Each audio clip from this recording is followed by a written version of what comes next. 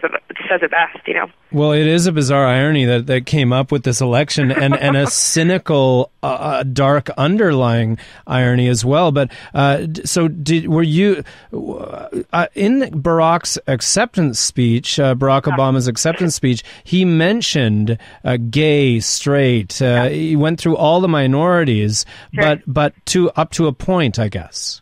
Well, we're at a point in America and Canada and a lot of places where it's comfortable for us to say, oh, well, we're not going to put them in prison, but we're not going to necessarily let them get married, because that married and God and the church, everything, it's still so intertwined that we can say, we're not going to, nobody at this point in time, obviously crazy people, but no one in a powerful position, running for, the head of an office like the presidency of the United States is going to say, well, we don't think that gay people should have equal rights.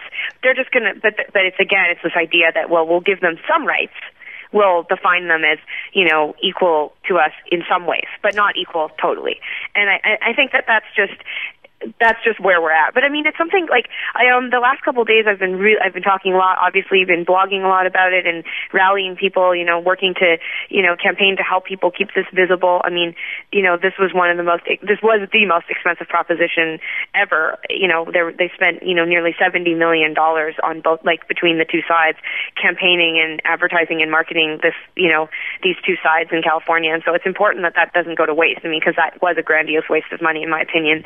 I can't believe how many people would have rallied for this when there's so much going on in America and there's so many issues. I just don't understand why this would be the one that people would put money into. But I think that it's important that we stay positive. We're 10 years ahead of where most people thought we would be with gay marriage. And I think that, there's been a huge, huge change in America, and I think that having a president under 50 who's African American, who's very liberal and progressive in a lot of ways, is really going to change America. And we have to realize that it might not be this term, but in the next term or two, we are going to see huge change. And I guarantee that gay marriage will be, something that we're not debating in a few years. And someone sent me a statistic, and I haven't checked it, so I don't know if this is actually real, but apparently 67% of the voters who voted no on Proposition 8 were under 30, and that speaks volumes about where America is going, where the world is going. I think we're becoming much more open-minded, and I think that the people right now who are not understanding what this proposition meant, or who think, I don't believe that gay people should get married. I really think that you should educate yourself. I think that you need to recognize that, that there is change happening, and that, not too long ago, women didn't have the right to vote, and women didn't have the right to make decisions in their household, and not too long after that, we were still fighting for people of minorities to have the right to vote, and biracial couples weren't allowed to get married. Barack's we've done parents, incredibly sad and horrible things in our history, and I think this is just another chapter in that, and that it will change, and we'll look back and be like, oh my God, can you believe people didn't think we could get married? Well, this is one of the ironies. Obama's parents' marriage would have been illegal in several states at the time of their marriage. So what happens next in this process? How do people that care the same way you do get involved in this process?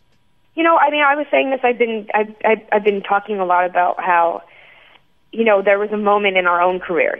Sara and I have been out our whole career, but it became irrelevant and then relevant and then irrelevant. It changes from record to record when people decide it matters again about our sexuality. And I remember playing our biggest show ever, and this was like 4 or 5 years ago at the time. It was our biggest show ever, and it was in Edmonton, and there was probably like 1,700 people there, and I was standing at the side of the stage and became really emotional and overwhelmed when I looked out at the audience, because I realized how mixed it was. I realized that the first 300 people that I could see didn't seem to me, by stereotypical, judgments, gay. And I thought, what an incredible moment for me, to realize that people, that their passion and their love of our music and of us, has transcended any ignorance that they might be feeling about who I am and the sexuality that I have. And I just had this moment where I was profoundly moved, because the majority of our audience, I think, probably didn't, have hatred or ignorance towards gay people, but we are growing up and living in a homophobic society, and so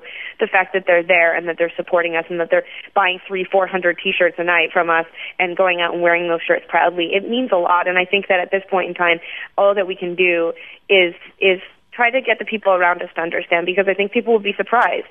You know, like I asked a lot of people in my life what they thought about this, or asked them to speak out or to come to rallies. And a lot of people that I know and love were kind of like, well, is this really that big of an issue? And I mean, they're just trying to say that and blah, blah, blah. And I was like, are you kidding me? So I think right now, you know, like there are a lot of people organizing and getting ready to go after the government and to continue to try to change this. And obviously, you know, anyone who wants to get involved can do that. But I think on a grassroots level, for those of us that aren't ready to organize and move to America and be part of, you know, getting gay marriage legalized in America, I think it's just looking at the people around you and educating them. And not being ignorant on this issue, and recognizing and learning about the parallels between this civil rights movement and every civil rights movement we've seen in America and in North America and the world. You know, I think that it doesn't mean you have to come up with $10 million. I think you just have to go to your family and talk about this sort of stuff and realize that there are more and more people. I mean, they say 1 in 10 people are gay, so that's a lot of people.